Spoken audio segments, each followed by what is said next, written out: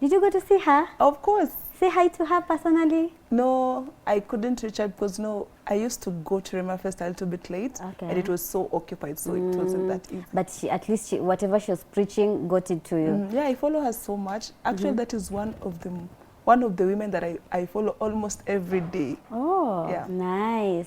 You know, speaking about WCW, we are all ladies, or we are all women. We love good things. We love good life. Hakuna mtu ambaye anataka kuteseka. You know, we grow up working so hard because we want this particular kind of life. Like your role model, she's living that life, you know, that she worked so hard to achieve. Hata wewe the daktari, najua aendeshi tu gari ya kawaida hivi. She's driving that good car.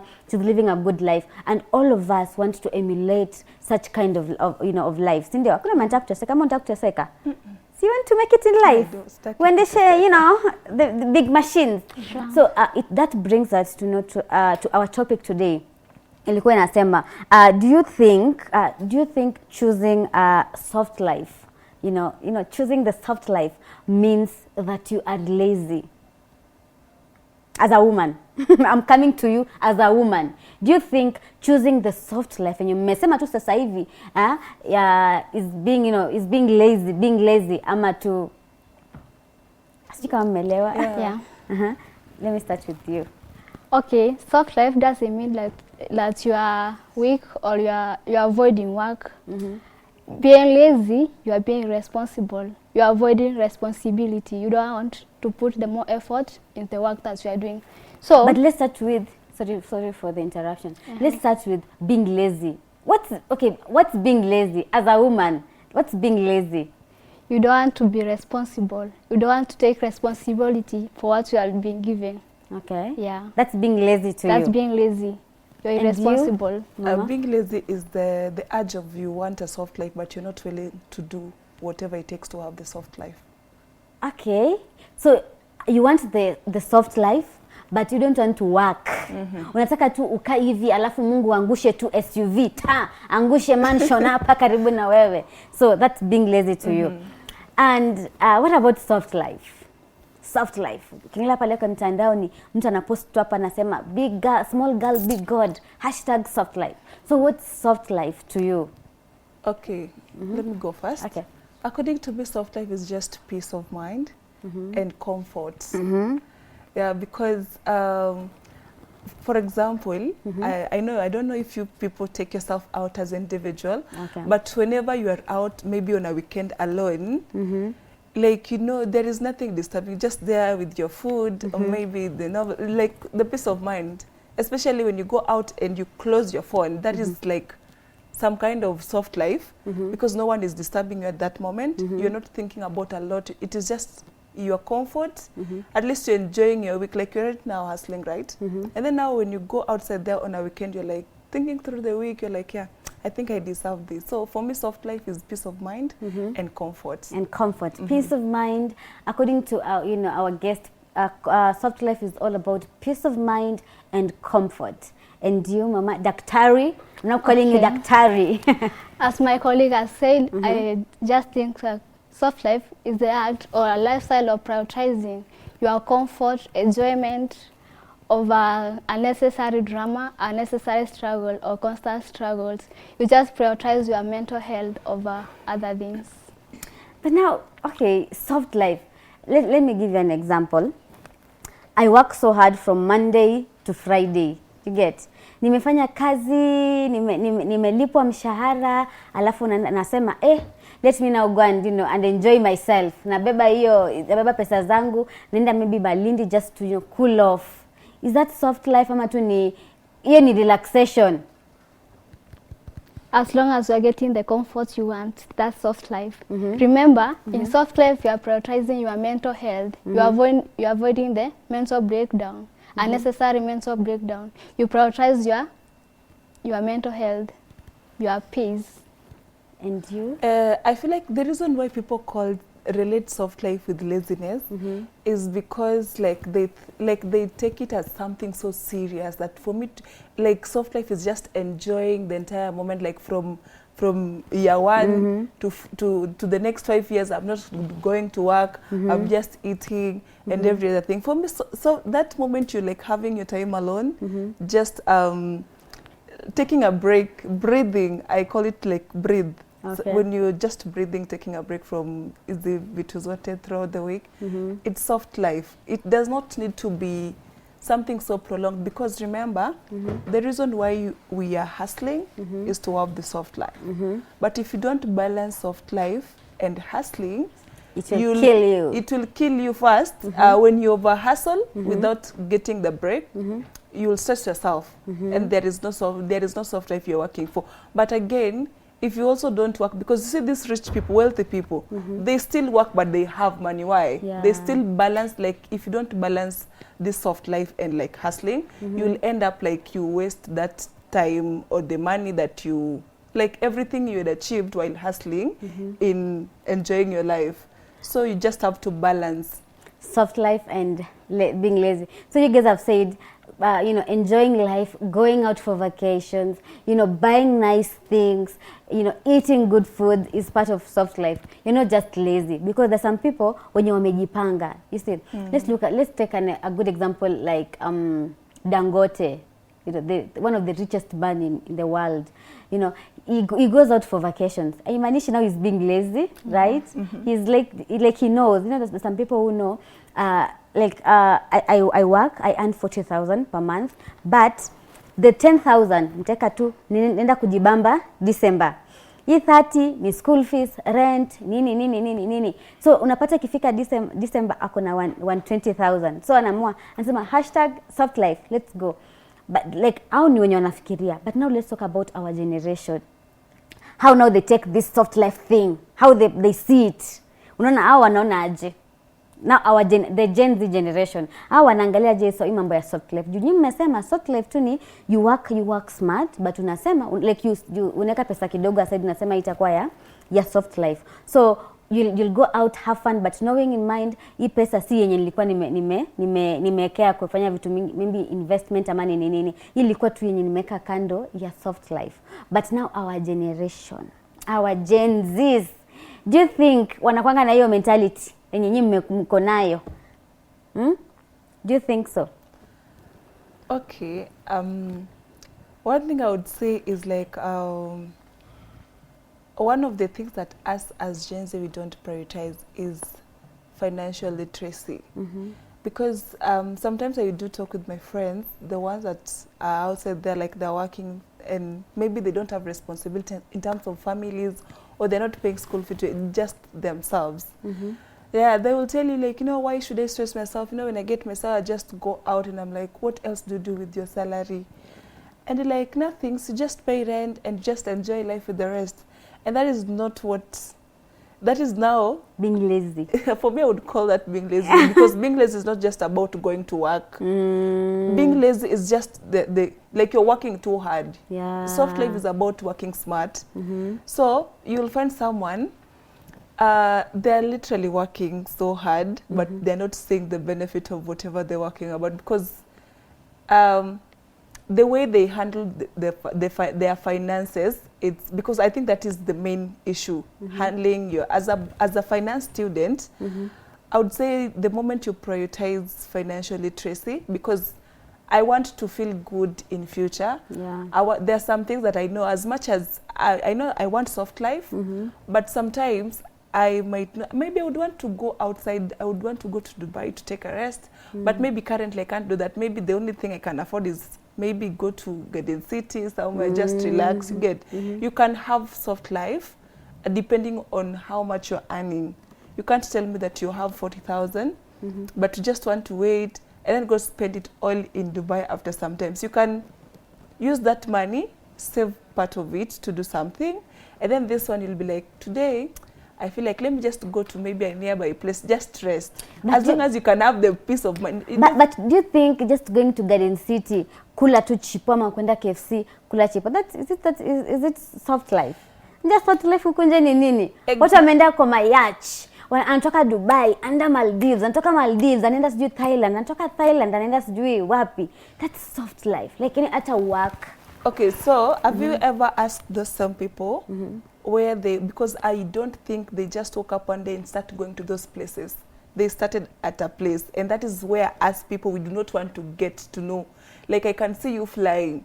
You started working here, maybe you'll upgrade pole pole. I was not seeing that process. The only thing I'm seeing is now you are in Dubai. And I'm like, I really want to be in Dubai the way she is. But now I don't take time. If I told us Gen Z would love to like take our time and ask these specific people that we admire how the process went through, because I've never believed in just waking up and just being that person. And don't you think this soft life inapatianga majenzi wengi, you know, the how can I say, like inapatia pressure. I wake up in the morning, I'm seeing you know, I'm seeing a Koth ako Dubai, ako sijui Maldives ama ako wapi.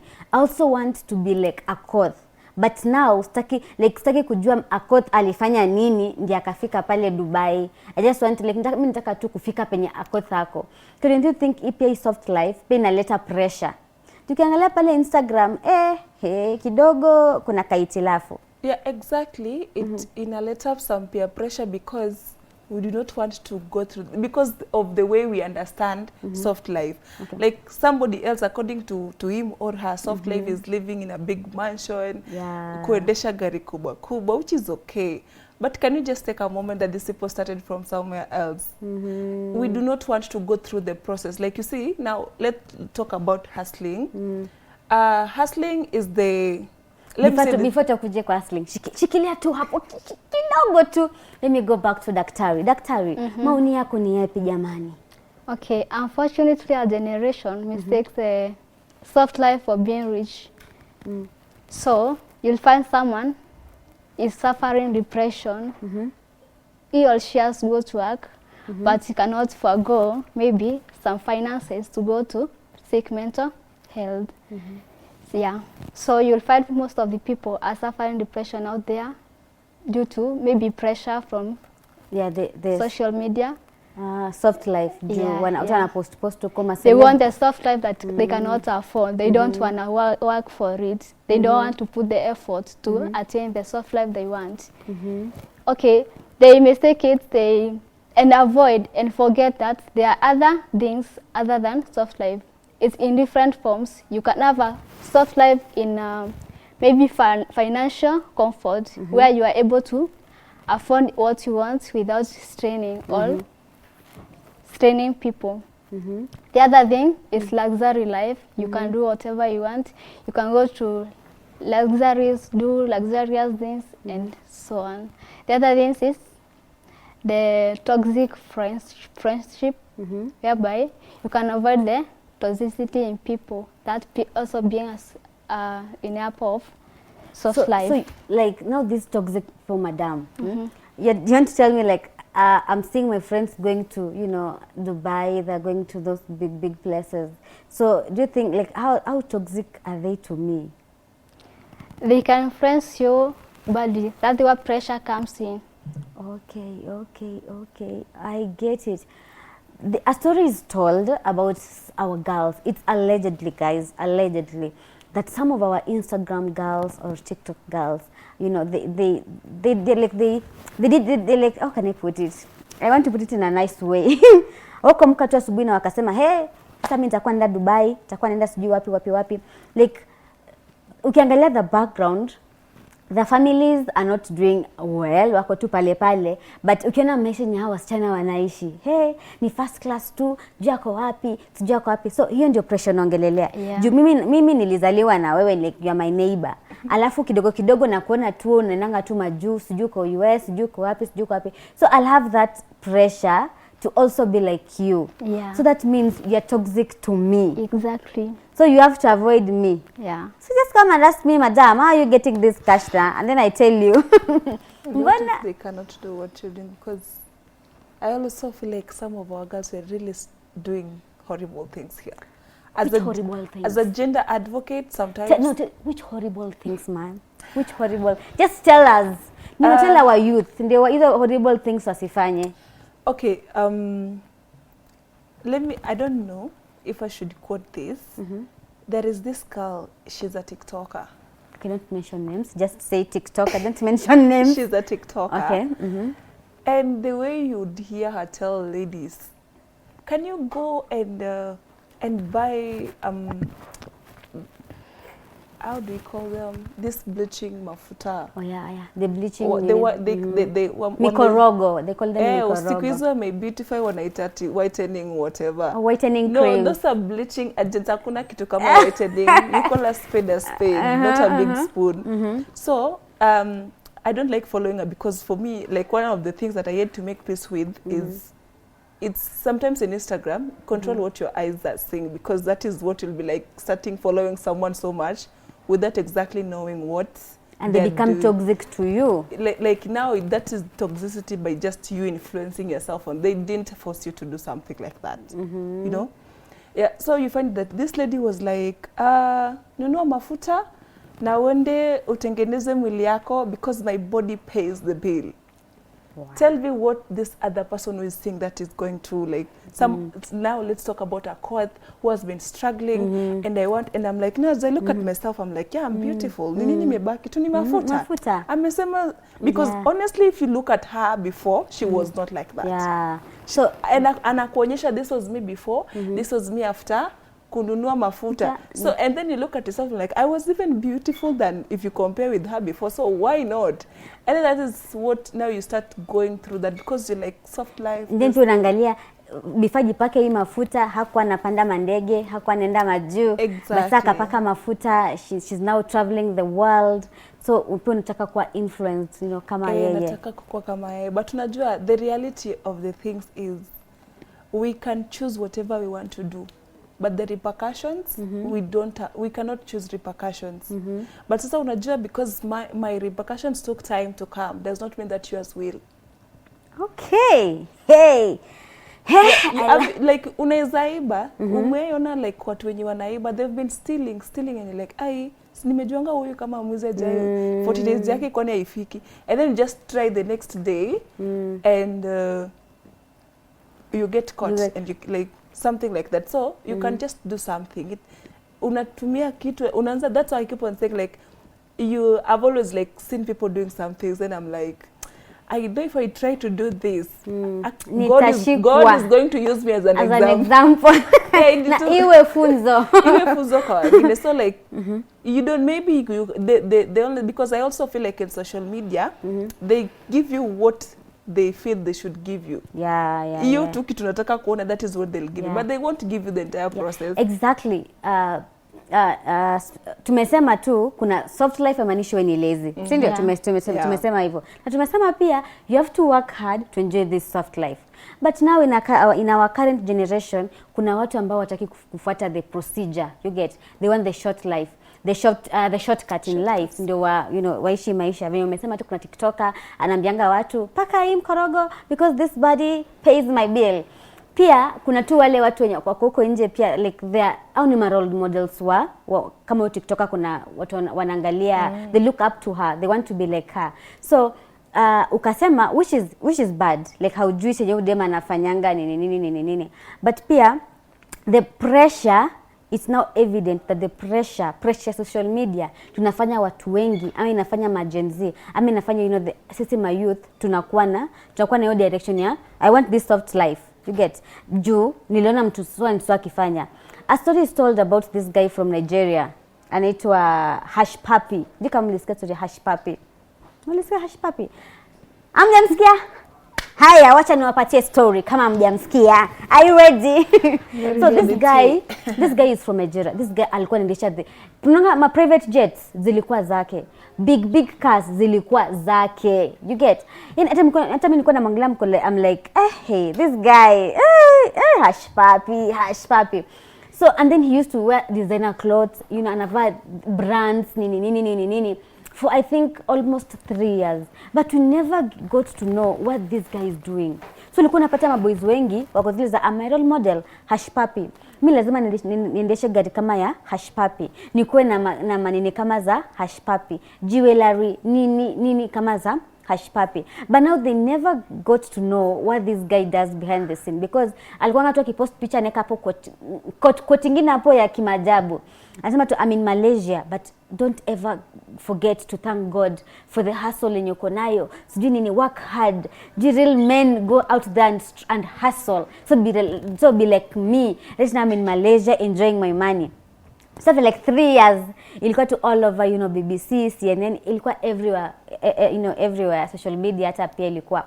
This guy alishikwa na polisi wa Dubai. You know what he was doing?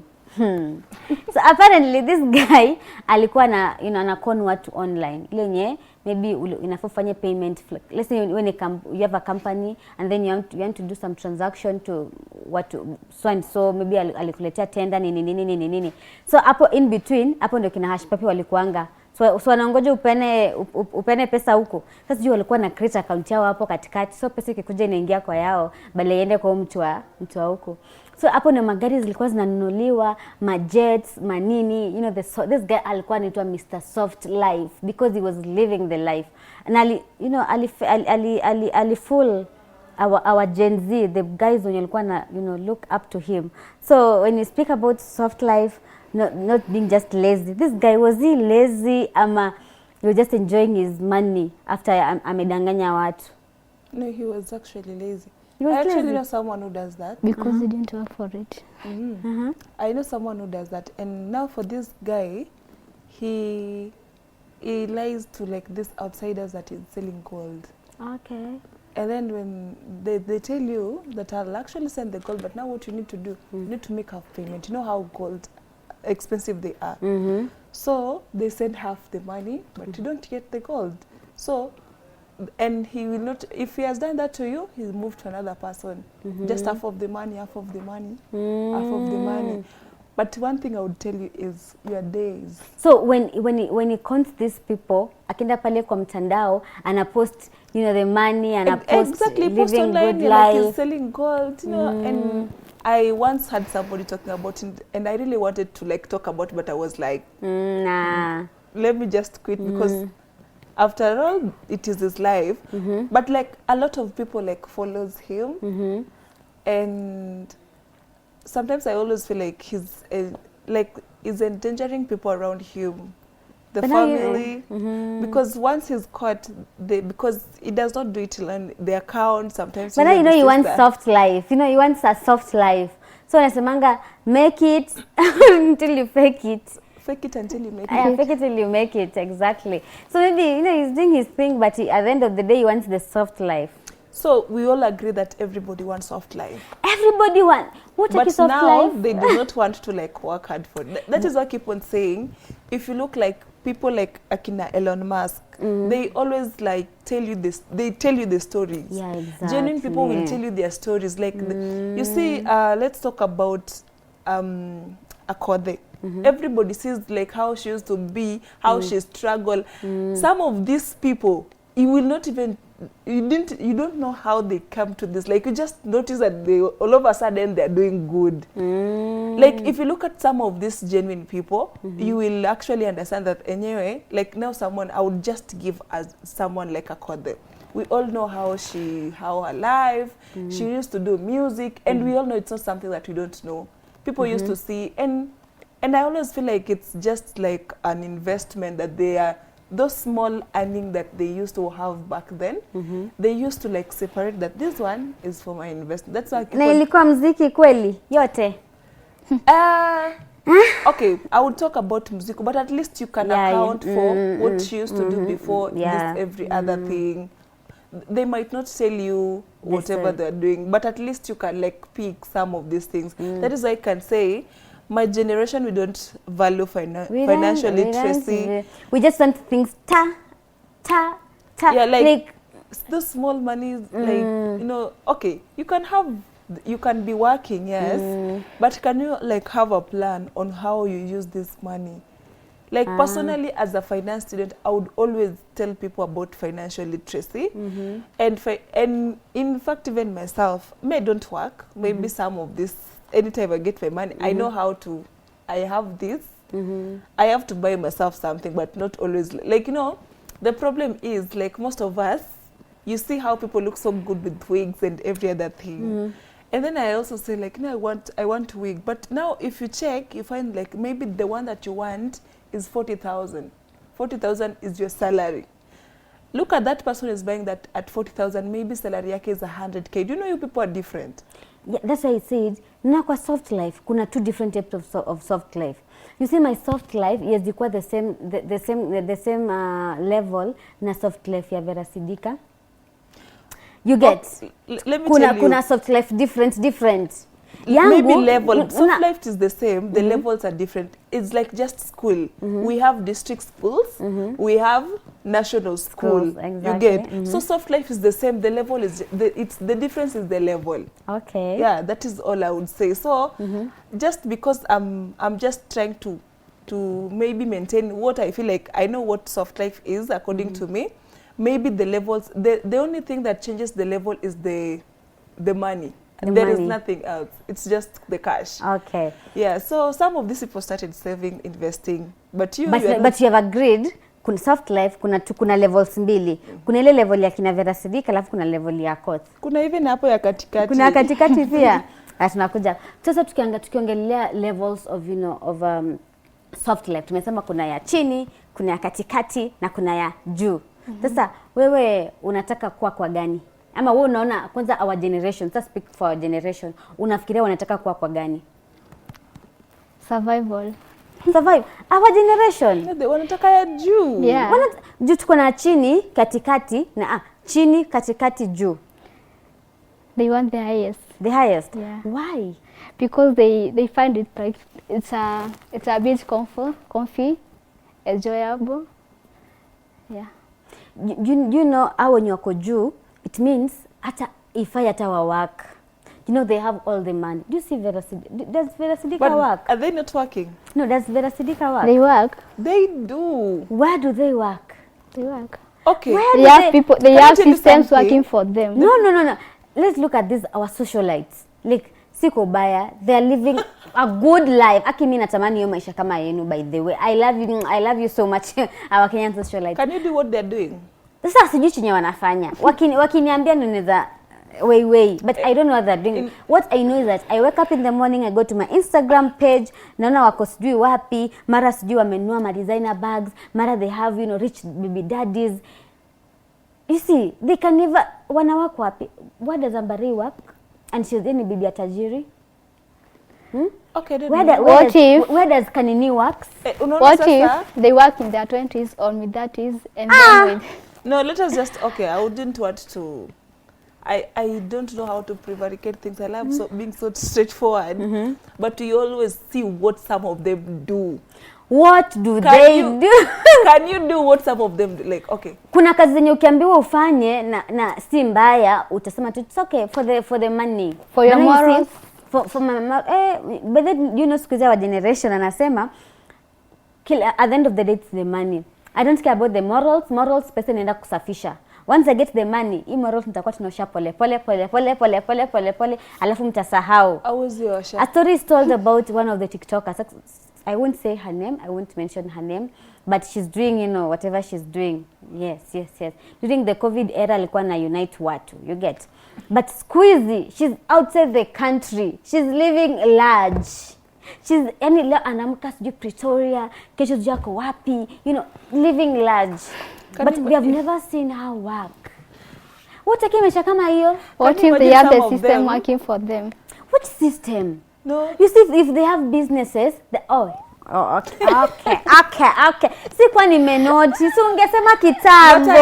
But again, can you imagine some of those people are living that kind of life with debts? You never have freedom when you have debts. Speaking of debts, thank you for mentioning that. Tunaona watu traveling all over the world, living lavishly. But at the end of the day, hatujui wanakopa pesa.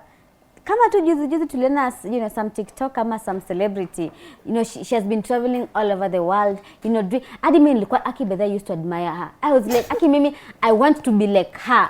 Leo ako huku, kesho ako Germany, kesho ako wapi. She's like ako tuna ile maisha yenye natamani tu because the life is just perfect.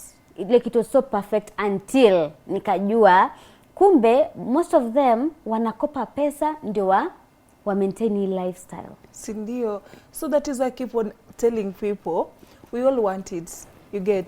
But can you at least try to find out like what these people did to be here?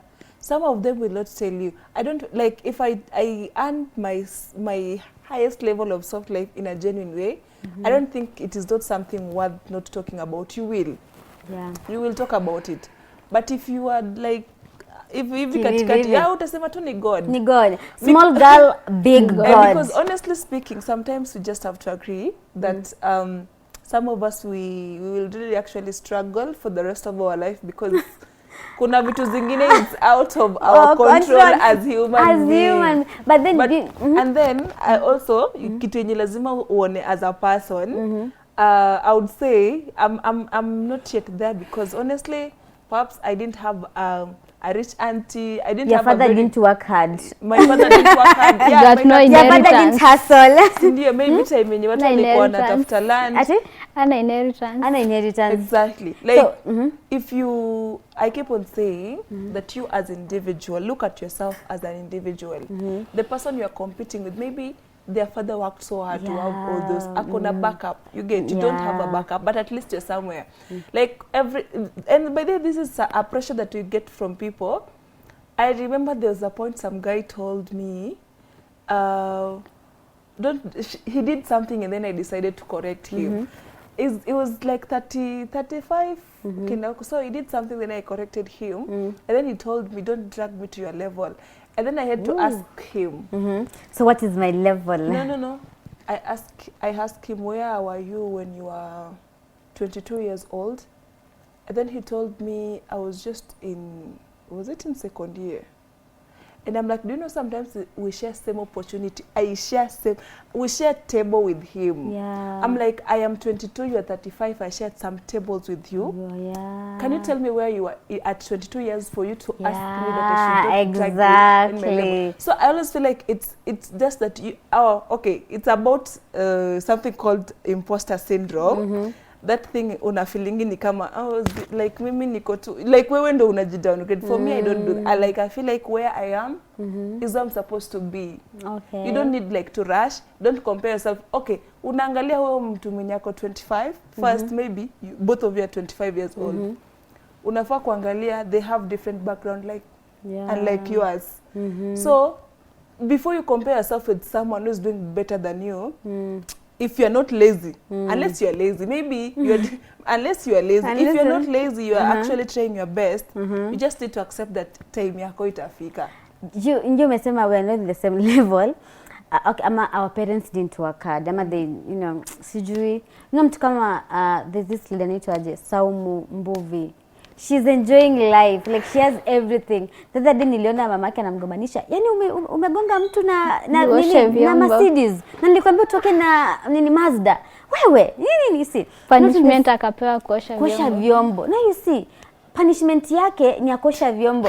Yangu punishment yenye mamangu atanipea. It's a whole different thing. But now you see, you want me to compete with somebody like Saumu. Mwenye babu yake mwana nyumba yao ya Machakos. Babu yake aliwork so hard, baba yake aliwork so hard. Mimi babu yangu alikuwa na dance disco na watu huko wakati wengine wanafanya kazi. You get, I can't, be in the same level na mtu kama huyo. You get. So that's what ulikuwa nasema, we're not in the same level. But pia nafaa uangalie huyu mtu at 35 kama akona hii gari ana 22. So at 22 alikuwa anafanya nini? Si hata mimi nifanye. Exactly. And then you find that some of those people at that 22, they were absolutely like they were the most lazy people. You get. So like in personally, I don't like comparing myself with people, and that is something I even learned from my parents.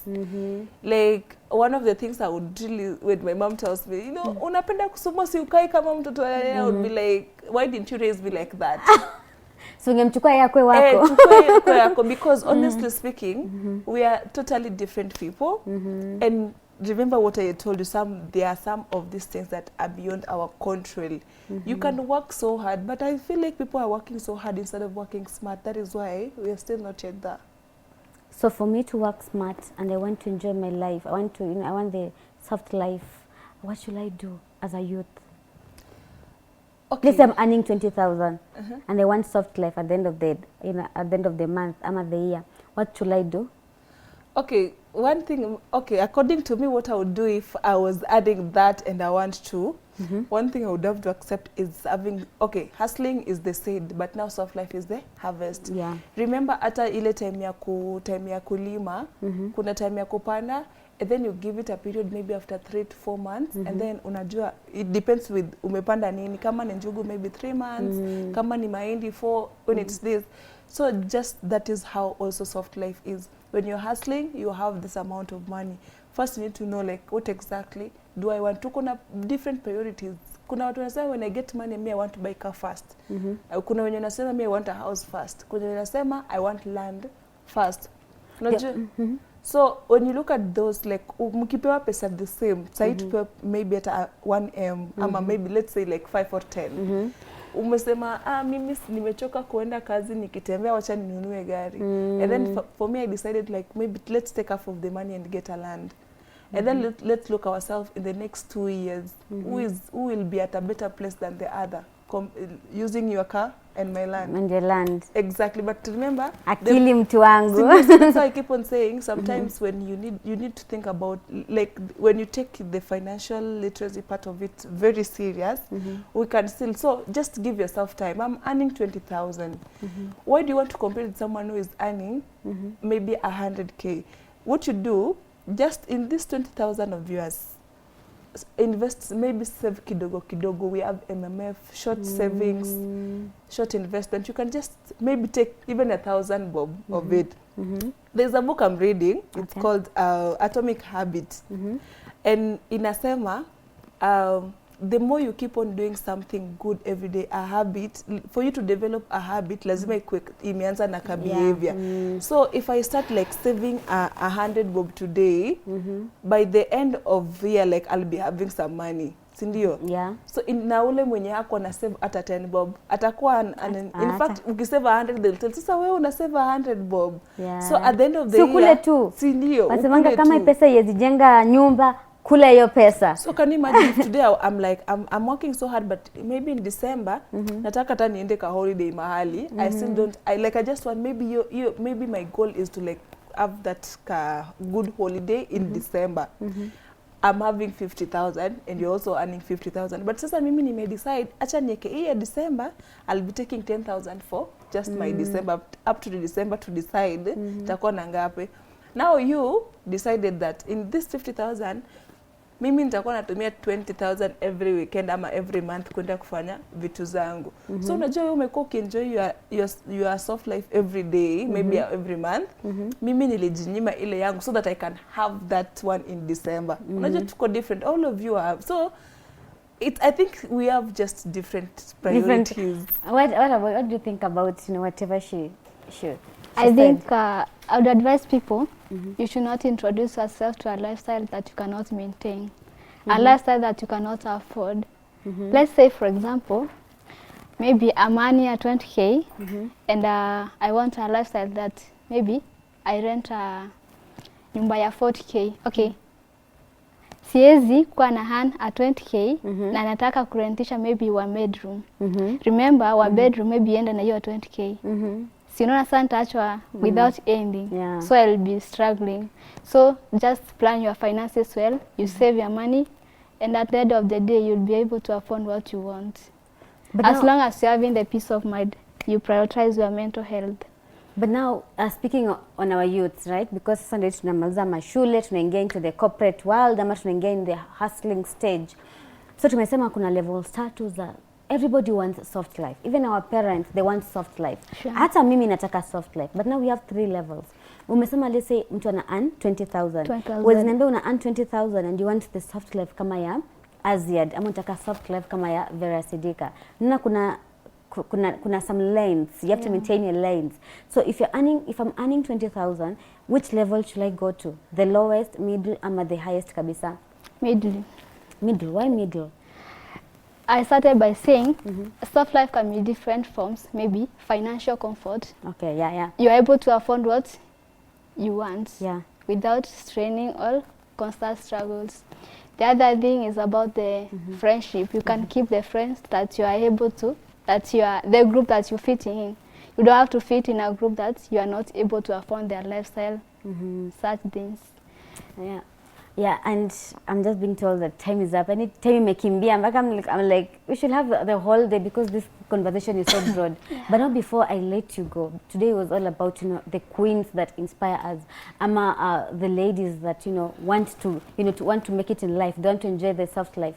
So what can you tell our youth, most of the ladies who want this soft life na hawataki kufanya kazi? What advice can you have for them? Kamera ni ile. I really don't think I can give an advice someone who wants soft life and does not want to work. It is not possible. Like first, for those who want soft life and they would really want to, okay, they want that highest level of soft life, there is no shortcut. Hakuna shortcut. First, I would tell them to let them follow right people on social media. There is this lady called Kalondu. Kalondu. If you look at her, sometimes napata ana interview some of this, like there's a point I saw you, she was interviewing Jeff Koinange, and there is a very good question she's always asking. What was your first job and how much did you earn? If you look at how, like Mimi, the only person I came to know the current Jeff Koinange. I didn't know the previous one, only to learn that he was earning sometimes 20,000. Mtu anakuambia, you know, my first job was as a washman. But what you are seeing right now, and a drive, you get. So these people you admire, they also went through stages. So if you feel like you want to live a very comfortable life like somebody else, the first step I would ask you to do is, can you try to reach them out, have a talk with them so that they can tell you exactly how they went through the process, because I don't think you just wake up and find yourself at a better place.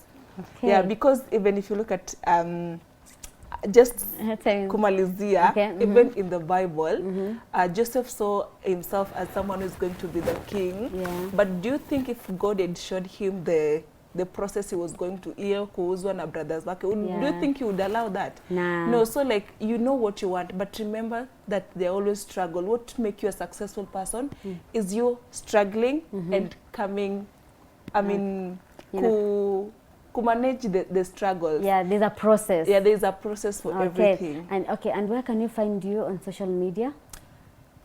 Okay, I'm just using a quote. It is just I'm not active because I like to control what my eyes are seeing. Oh, wow. Hey, a quote amesema pressure social media, mimi sitaki. I'm controlling what my eyes want to see. And you, daktari, you're now a daktari. Kendo huko nje naambia watu wanini wakute daktari.